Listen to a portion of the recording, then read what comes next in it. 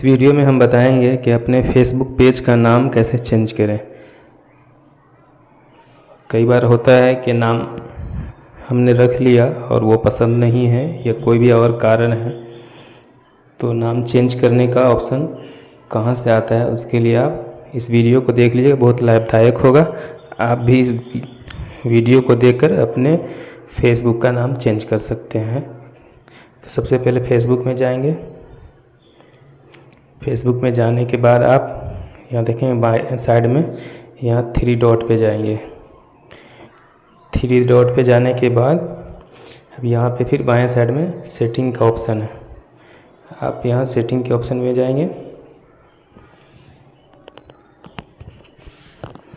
जैसे ही सेटिंग के ऑप्शन पे जाएंगे,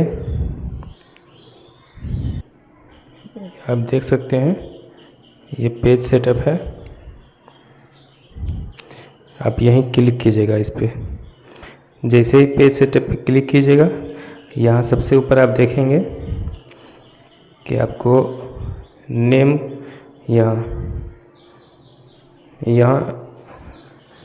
नेम लिखने का ऑप्शन आ रहा है, तो आप यहीं क्लिक कीजिएगा।